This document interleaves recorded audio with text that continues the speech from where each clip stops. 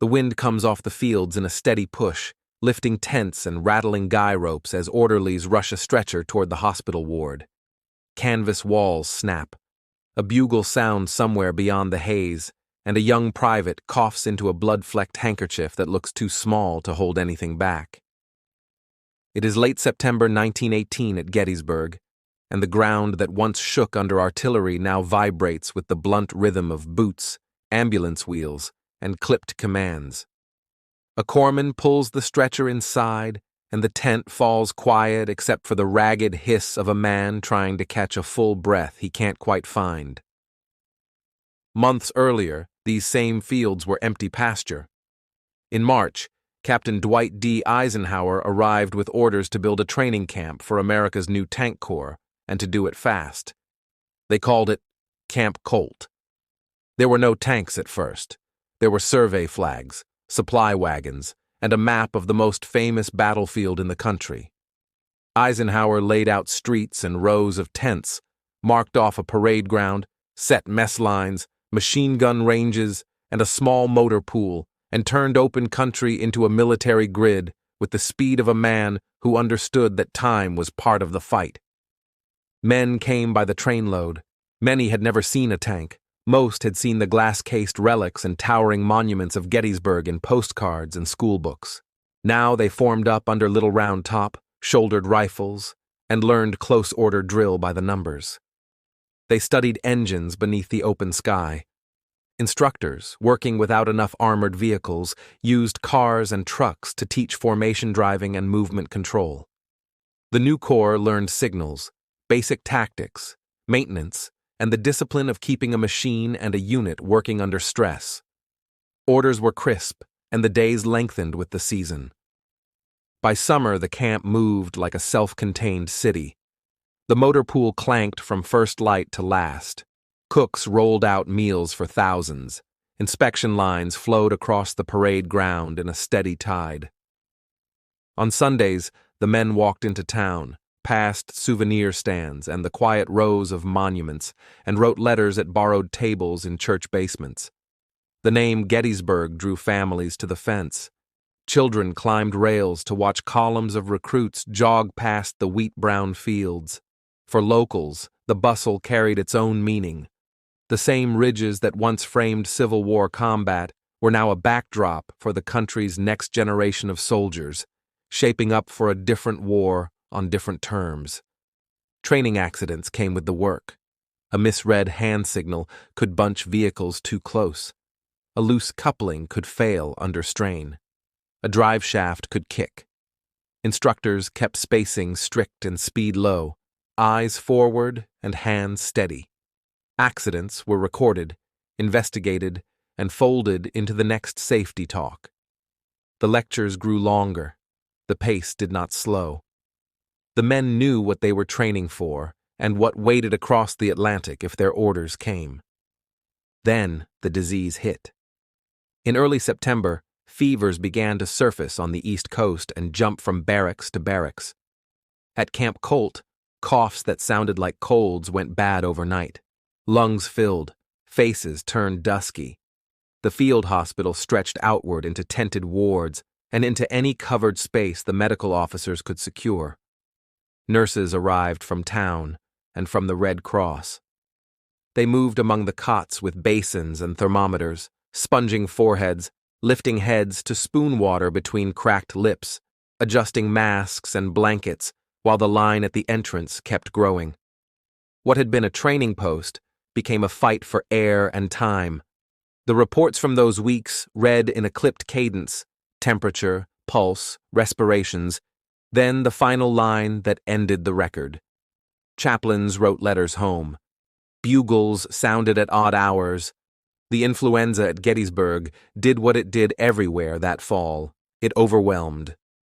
Deaths rose in a hard curve. The town strained to keep up with burials and to care for its own. At night, the searchlights that guarded the perimeter traced pale cones through the damp air, and orderlies carried out the last tasks for men whose names were already being copied onto forms. The camp tightened its rules: more space between beds, more air, more masks, fewer gatherings, but the virus pressed through the gaps that remained. For a while, every cough in a tent made the men on either side go still. Training didn't stop, it bent. Companies were broken into smaller groups. Outdoor lectures replaced indoor ones. Engines still turned over every morning. The men who were well kept at it, driven by the sense that a telegram could come at any hour. When the worst stretch eased in October, you could hear it. The hacking chorus softened. The hospital tents finally held the numbers they were meant to hold. The motor pool took back its old noise. Roll call sounded again like a normal start to the day. The camp had survived its hardest test without firing a shot. On November 11th, the armistice cracked the schedule open. Machines were parked. Inspections shifted to inventories. Medical checks and discharge papers replaced deployment lists. Some of the men would never see France. They carried home the story of Gettysburg instead, the marching, the drills, the tents that blew down in a snapstorm at the edge of autumn, and the weeks when disease was the enemy and discipline was the only shield that held. Before winter was out, Camp Colt was drawn down and closed, leaving squared-off imprints in the grass and a file of names that would never be erased from family tables. Gettysburg was never just one war. The Soldiers' National Cemetery, dedicated for the Civil War dead, grew to include headstones from later conflicts as the decades turned. After 1941, families brought their sons home from distant oceans and continents and laid them to rest within sight of the old ridges. A visitor walking the semicircle of graves in the mid-1940s could read the arc in stone. Names from the 1860s, the Spanish-American War, the Great War, and now World War II, one national story carried across rows of marble. By the early years of that second, larger war, the town wore familiar patterns. Trains pushed through with troops and materiel. Roads carried convoys at all hours. Rationing reached into every kitchen. Soldiers on weekend passes came to the field the way they always had.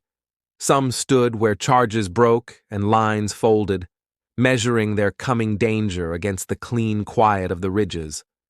Others walked the rocks of Devil's Den and the slope of Little Round Top, because every generation of soldiers gravitates to ground where the stakes are carved into the land. Guides pointed out positions. Veterans explained angles of fire and lines of sight to boys who would soon learn their own. The presence of new war dead among older stones tightened the connection. It wasn't just history on display. It was a family's recent loss set among the nation's long memory.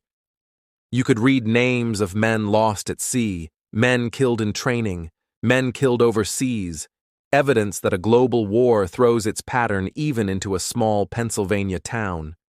Caretakers trimmed the grass and scrubbed markers. Honor guards folded flags and handed them to mothers and wives who had known the risk and still were not ready for the weight of a neatly pressed triangle of cloth. After 1945, visitors kept asking a version of the same question.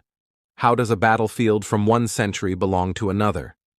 The answer was in the routines that survived every change.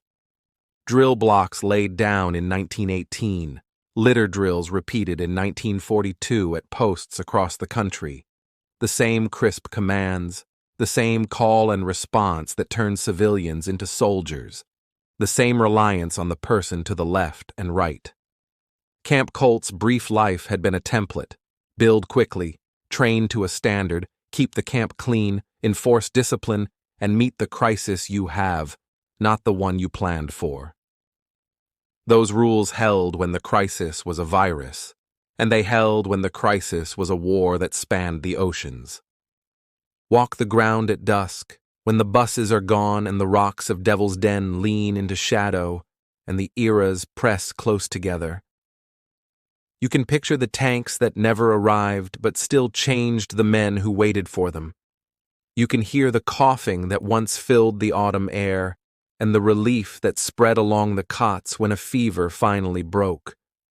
You can see a flag fold 3 times and pass into waiting hands while taps settles over the stones. Facts sit with memory here. Training lines written on a map share the field with lines of graves. And the wind that rattled the hospital tents in 1918 slips down the slope the same way it did when the bugles sounded, carrying forward the lesson that this place keeps giving. Every generation inherits a duty, and everyone pays something to keep it. Thank you for listening to The Lantern's Tale. Subscribe for more true stories, if you dare.